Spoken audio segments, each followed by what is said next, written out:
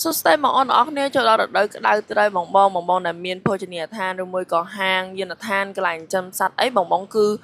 ត្រូវការប្រភេទចំហាយទឹកនេះហ្មងព្រោះតែម៉ូទ័របានចំហាយទឹកនេះជួយកាត់បន្ថយភាពក្តៅច្រើនមែនតើបងហើយសំខាន់ជួយដង្កើងសម្ព័ន្ធភាពនៅក្នុងហាងបងបានច្រើននេះ review ជូនបងផ្ទាល់ហ្មងបងពេលដែលដាក់ចំហាយទឹកហ្នឹងទៅមានអារម្មណ៍ថាវាជួយដង្កើងសម្ព័ន្ធភាពនៅក្នុងសួននឹងឡើងមកតង់ទៀតហើយសំខាន់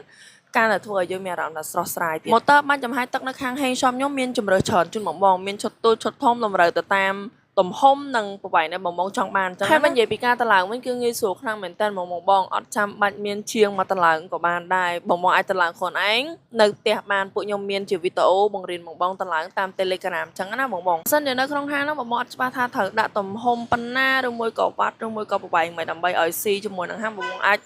តាក់តងមកខាងពួកខ្ញុំនឹងណែនាំជួយបងវិញអញ្ចឹងណាបើសិនជាបងមានចម្ងល់ជាមួយនឹងម៉ូទ័របានចំហាយទឹកបងអាចឆាតចូលនៅក្នុង page បាននិយាយទៅមានចម្ងល់អីបងតម្លាក់ចូលមកខាងពួកខ្ញុំនឹងរីករាយស្វាគមន៍នឹងតបបងអរគុណច្រើនបង